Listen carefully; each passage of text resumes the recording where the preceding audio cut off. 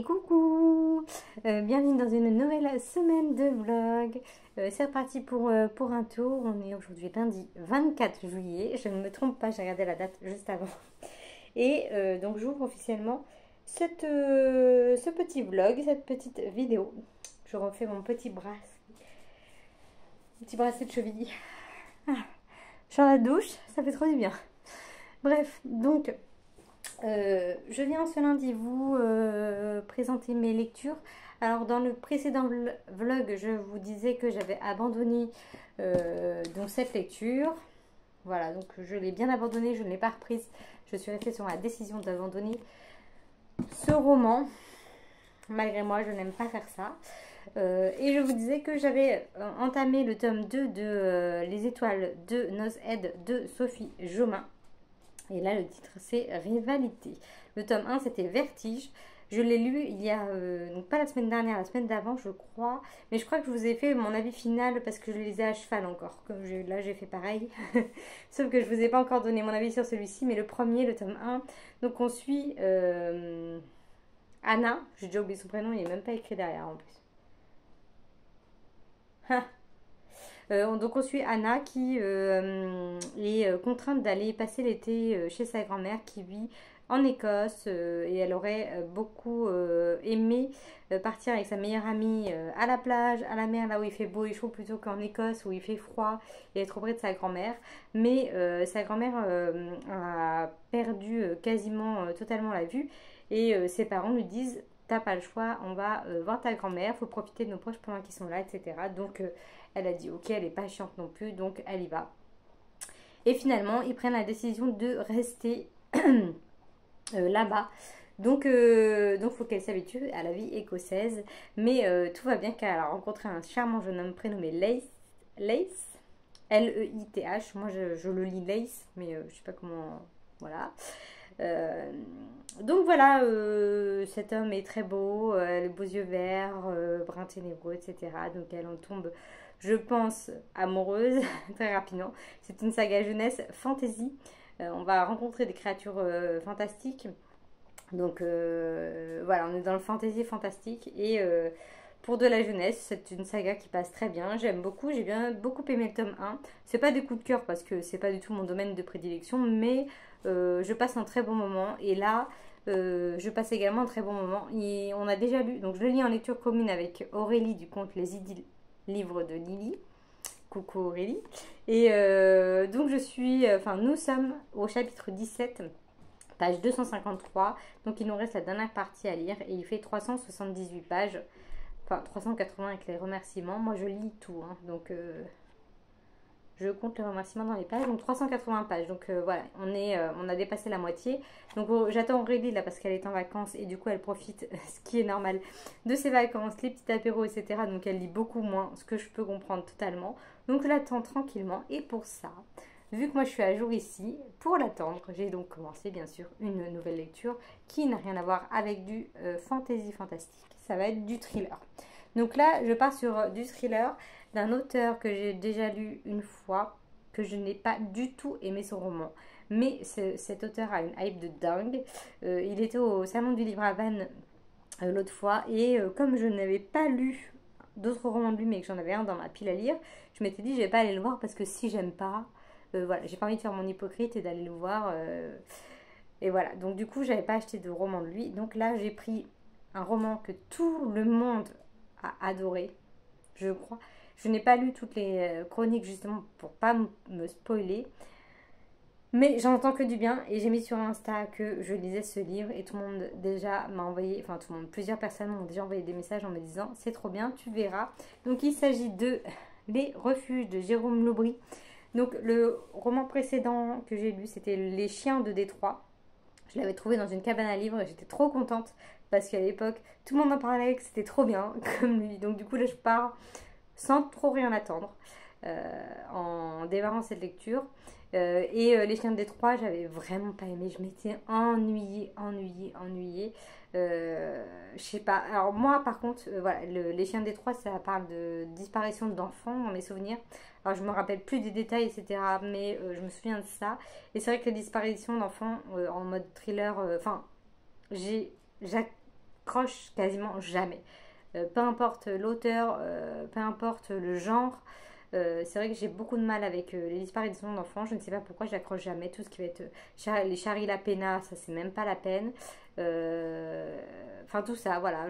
En plus j'ai un Charlie La Pena dans ma pile à lire parce que au début j'aimais bien ses couves, donc je les prenais à Emmaüs, etc. Et en fait j'en ai lu deux d'elle que j'ai pas du tout aimé. Et j'en ai encore un dans ma pile à lire que d'ailleurs il faudrait peut-être que je m'en débarrasse ou que je le fasse gagner en concours ou je sais pas trop. Donc voilà, d'ailleurs ça me trottait dans la tête de faire un concours pour vu que j'ai dépassé les 1000 abonnés, je vais y réfléchir. Donc en tout cas, je lui laisse une seconde chance avec ce roman-là.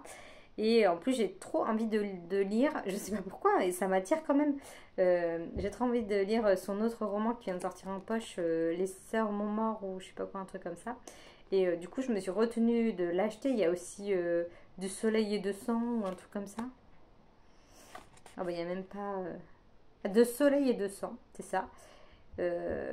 Qui me tente, mais pareil, je sais pas pourquoi il me tente alors que j'ai pas aimé le précédent, mais bon.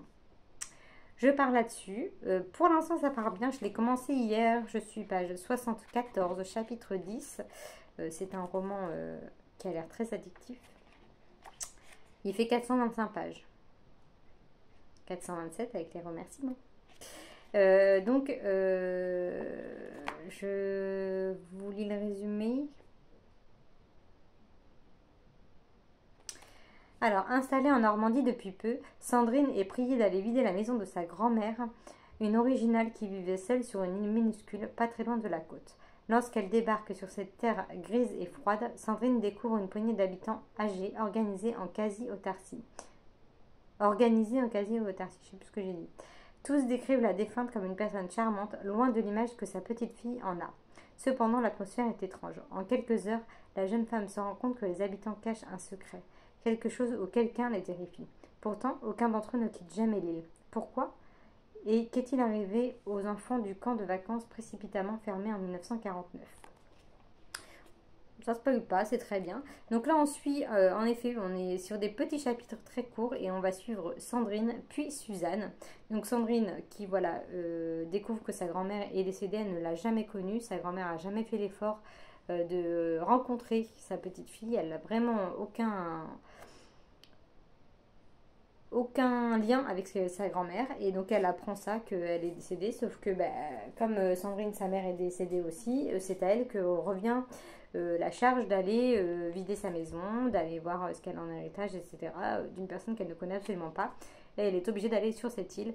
Donc elle est journaliste et elle vient d'avoir un nouveau poste dans une petite ville. Elle a quitté une grande ville justement parce qu'elle n'arrivait pas, elle est trop solitaire, elle n'arrive pas à se mêler aux gens et elle n'est pas faite pour la grande ville. Donc elle est partie dans une petite ville faire des petits potins voilà, de journaliste, apprendre le métier quand même.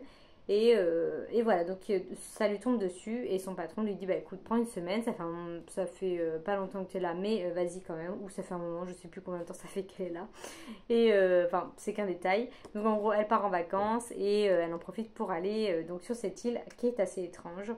Et donc en parallèle, on suit Suzanne qui, en 1949 qui va accueillir des enfants voilà, dans un camp de vacances sur cette île qui est un ancien bâtiment allemand de la guerre, donc qui fait glauque, mais ils essayent de faire en sorte que ce soit charmant, voilà, que c'est pour les enfants, donc que ce soit accueillant, familial, voilà, ils proposent ça, garder les enfants 3 mois pour permettre aux parents de se remettre de la guerre, de reconstruire un foyer, de retrouver du travail, de reprendre leur vie et de pouvoir mieux s'occuper de leurs enfants par la suite. En gros, c'est ça, sauf qu'il est arrivé un malheur. Les enfants étaient assez tristes de ne pas voir leurs parents aussi longtemps parce qu'ils étaient quand même assez petits, je ne sais plus quel âge ils avaient, hein. Peut-être une dizaine d'années ou un peu moins. Et du coup, le directeur décide d'organiser une sortie sur le continent pour qu'ils voient un petit peu leur famille une journée. Sauf qu'un drame arrive, le bateau sur lequel ils étaient fait naufrage. Et du coup, paraît-il que tous les enfants décèdent dans les eaux de cette île, quoi. Je sais pas entouré de quelle mer ou quel océan, je sais pas trop où c'est. Normandie. Donc bon, voilà, j'en suis là, c'est vraiment le début. On apprend l'accident et voilà, on suit à la fois donc Suzanne en 1949 et Sandrine en 1986. Donc voilà, pour l'instant je ne comprends pas trop le lien avec cette couve assez glauque étrange. Mais bon, ça part bien, donc je suis plutôt agréablement surprise pour ce début, à voir comment ça tourne. Mais j'aime bien cette double temporalité un peu, qu'on a rarement dans les thrillers, cette mise en page de deux personnages. Et voilà, c'est un petit peu à la Lucinda Riley, ça me fait toujours penser au roman Charleston. Un saut dans le passé de la grand-mère de la personne principale, du personnage principal, et en même temps, on suit le personnage principal dans sa vie au moment, enfin bref, vous avez compris. Donc du coup, j'aime bien, ça change, j'aime bien ce format. Donc voilà, je suis ravie de ce début de lecture, donc je vais le continuer en attendant Elodie, et puis je vous redonnerai donc mes avis finaux et la suite de mon avis de celui-ci, je pense, parce que là aujourd'hui j'ai voulu lire dehors, mais en fait il pleut à plein temps. Enfin, là il fait soleil, mais tout à l'heure il pleuvait quand j'ai débauché, donc voilà. C'est tout ce que je vais vous dire pour aujourd'hui. Je vais aller tendre mon linge qui m'attend, la machine à biper. Donc je vous laisse ici pour aujourd'hui et je vous retrouve plus tard.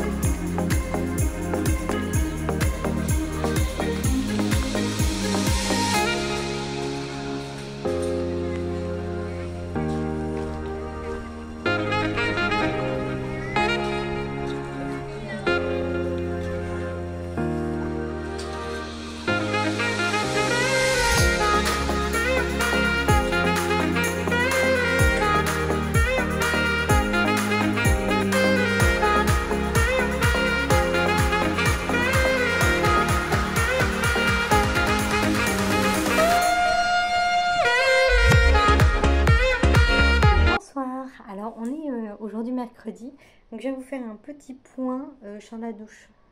J'ai pris une douche méga brûlante, ça fait trop du bien. Il fait super frais aujourd'hui et au boulot il faisait pas méga chaud. Et du coup là j'ai pris mes cracottes et j'avais envie d'une douche brûlante. Et c'est chose faite, donc c'est cool. J'ai l'impression d'être en octobre-novembre. Bref, je viens vous faire un petit point lecture, bien sûr. Donc j'ai terminé celui-ci parce que Aurélie finalement a beaucoup plus vite avancé d'un seul coup que moi. Donc elle a été obligée de m'attendre. Mais hier soir, donc j'ai terminé cette lecture. Et voilà, je reste sur un avis très positif. Je ne vais pas revenir sur l'histoire, sur voilà, tout ce que j'ai déjà dit. Juste mon avis final.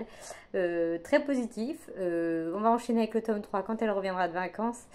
C'est-à-dire, pas tout de suite, je crois qu'elle revient en fin de semaine, donc il va falloir attendre un petit peu, mais bon, comme ça on fait une toute petite pause avant de continuer. Et on a acheté en même temps le tome 4 et 5. Hier soir, toutes les deux, sur la Fnac, 1 centime la livraison, donc le frais de livraison, donc on s'est dit, bon bah allez go. Donc pour 2 livres de poche achetés, enfin 2 j'ai lu, 1 j'ai eu offert, et j'ai craqué pour 2 autres romans chez la collection, chez les éditions 10-18. Donc je vous laisse la surprise. Normalement je les reçois, enfin ce sera sûrement dans la suite de la vidéo là. Normalement je reçois ça le 27-28 et là on est le 26, donc voilà, je vais recevoir 6 livres. Super, bravo. Je craque complètement alors que tout le mois de juin j'avais pas craqué. Juillet est un désastre, mais bon c'est pas grave. Je suis pas voilà, je suis pas triste, je suis pas tout va bien. Donc ce roman, celui-ci je le continue tranquillement. J'ai dépassé la moitié, je suis page 234. Pour l'instant je fronce les sourcils en me disant où veut-il en venir. Je reste dubitative, à voir. Je le continue ce soir, j'aimerais bien le terminer mais bon ça m'étonnerait quand même. Ça fait beaucoup. 235. Ça fait 100, ouais, plus de 150 pages, je pense, donc je finirai pas ce soir, mais bon, c'est pas grave. Donc, en tout cas, je continue celui-ci. Je suis, ouais, très mitigée pour l'instant, à voir. Et j'ai également reçu, c'est le début, je vous disais que j'avais été prise pour être jury du pôle jury littéraire catégorie polar chez les éditions Point. Et donc, en fait, on ne reçoit pas les 10 livres d'un coup, on reçoit les romans 2 par 2 a priori. Donc là, on en reçoit 2 durant l'été, plusieurs fois durant l'été. Et la fin d'un seul coup, à ce que j'ai compris. C'est sur le groupe, il dit ça, mais je lis qu'à moitié, j'avoue, le groupe. Je suis qu'à moitié, donc voilà, je me suis dit, je vais ouvrir en même temps que je vais filmer pour voir mes 2 premières réceptions. Donc la première, c'est vraiment que des auteurs que je connais pas. Hein. De Nathaniel Rich, King Zeno. Donc, si jamais vous connaissez, vous avez déjà lu ou que vous voulez les lire avec moi, n'hésitez pas. Hein. Donc je vais pas vous lire les résumés pour l'instant, je les lirai quand je les lirai. Enfin quand j'aurai commencé la lecture. Et le deuxième, ah pas mal ça. Je sais pas pourquoi je dis pas mal, mais truc historique ça. Andrés Serrano Infine Mundi. Donc là, ça c'est peut-être italien. Prix Historia 2022 du prix historique. Du polar historique. La couve est sympa aussi. Hein. J'aime beaucoup. Ils ont refait un petit peu leur couve au bout du jour, j'ai l'impression.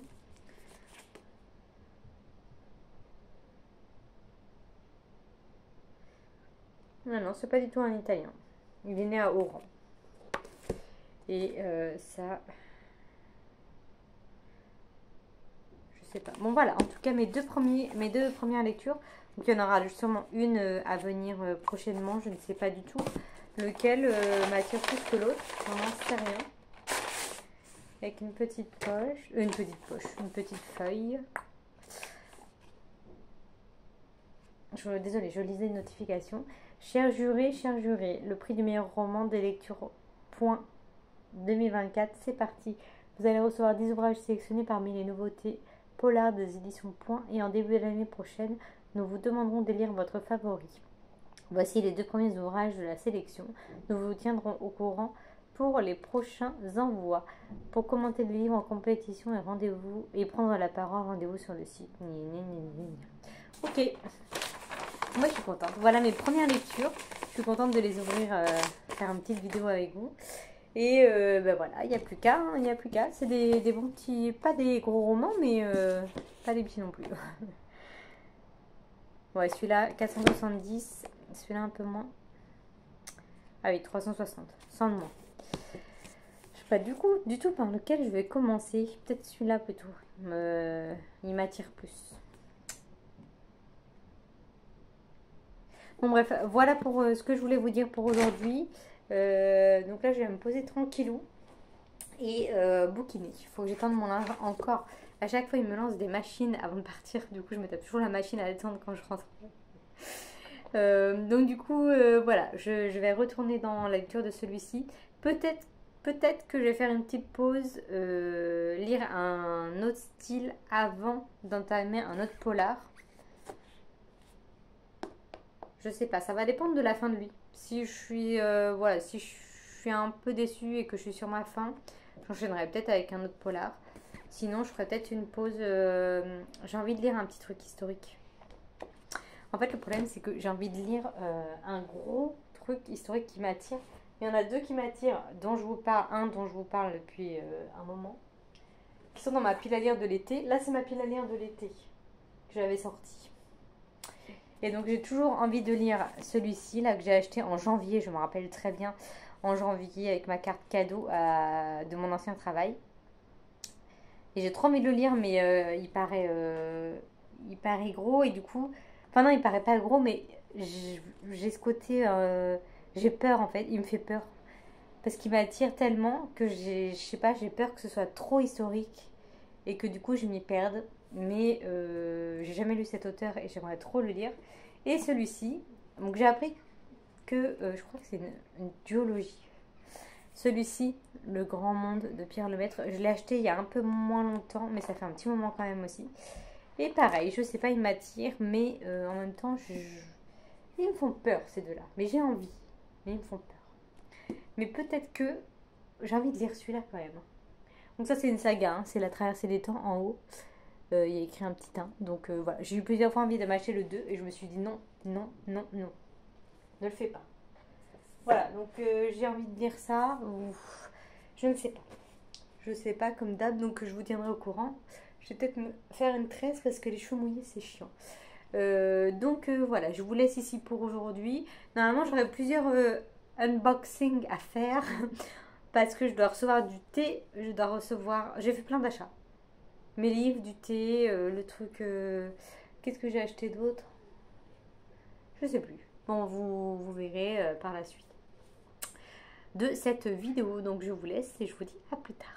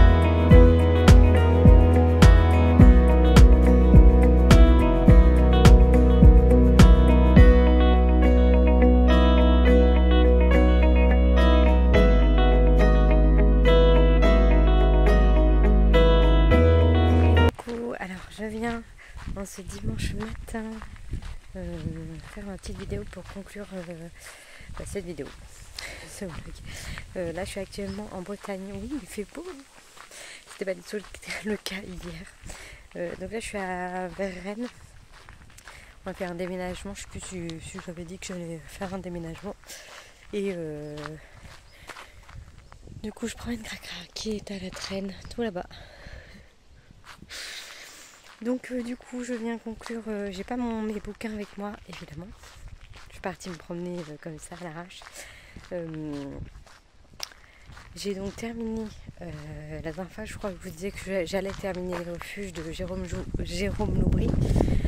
C'est chose faite, je l'ai terminé jeudi soir je crois. Oui c'est ça parce qu'on est parti vendredi soir, donc j'ai dû le terminer jeudi soir et... je pense que je ne vais pas poursuivre avec cet auteur. Je me suis pas ennuyée. C'était mieux que Les Chiens de Détroit. Mais non, je sais pas, ce sera pas un auteur que je voudrais lire dans l'immédiat. Après, je suis pas à l'abri si on me dit non mais celui-là il est trop bien et tout, comme je suis facilement influençable, je serais pas à l'abri d'en acheter un. Mais voilà, j'irai pas l'acheter de moi-même comme ça. Je vous parlais du Soleil et de sang et de... Ah oui, Les Sœurs de Montmort, celui-là il m'attire vraiment. Je sais pas, le titre paraît plus poignant, mais je sais pas. Donc du coup, là maintenant tout de suite, je dirais que je vais laisser un petit peu de côté cet auteur parce que voilà, il y en a plein d'autres qui m'ont un peu plus convaincue, j'en ai plein d'autres à découvrir. Celui-là j'en ai lu 2, il n'y a aucun des deux qui m'a méga convaincu. Donc après l'histoire était bien, c'était un peu tiré par les cheveux. Enfin tiré par les cheveux, non mais oh, je sais pas, ça doit venir de moi, pardon, je pense. Mais bon voilà, c'est comme ça, j'ai lu 2 fois. Et je vais m'arrêter là. Attends. Bon, je reviens, j'avais un jogger qui courait derrière moi. Il m'a un peu perturbée. Donc voilà pour ma lecture terminée. Ensuite j'ai commencé une nouvelle lecture, mais j'ai pas beaucoup lu. Parce que voilà, on a fait la route, après on a fait le déménagement hier, toute la journée. On a monté les meubles, etc. Donc j'ai lu, je crois, 50 pages sur vendredi, samedi. Et aujourd'hui, je vais sûrement pas beaucoup lire non plus. Mais... Donc je vous en parlerai dans le prochain vlog. Mais j'ai commencé un de mes romans des éditions Point que j'ai reçu. J'ai commencé Infine Mundi de... je sais plus qui. Donc voilà, je vais continuer tranquillement la semaine prochaine. Donc je venais quand même faire un point lecture.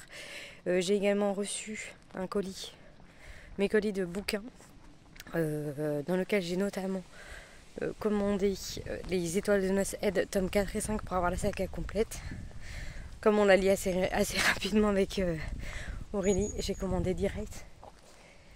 Donc voilà, j'ai ça, j'ai ce collier à ouvrir avec les autres livres que je ne sais pas trop ce que c'est. Enfin, s'il y en a 2 que je sais, mais je vous le dirai pas. On l'ouvrira la semaine prochaine. Ah, il y a un chien. Ça va, il est dans le jardin. Tu le laisses, Cracra?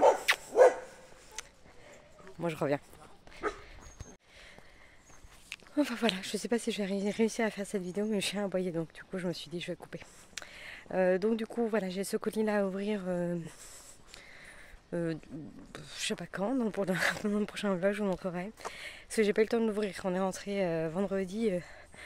D'habitude mon copain finit tard et là il est rentré tôt vu qu'on avait 2 heures de route pour pas arriver trop tard pour manger là. Donc bref voilà. Donc j'aurai ça à ouvrir. J'ai reçu mon thé matcha, je l'ai pas ouvert en vidéo parce que c'est du thé matcha, c'est pas.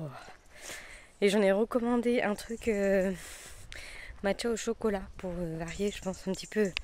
Parce qu'en fait la boîte de matcha normale, je l'ai prise sur Palais d'été.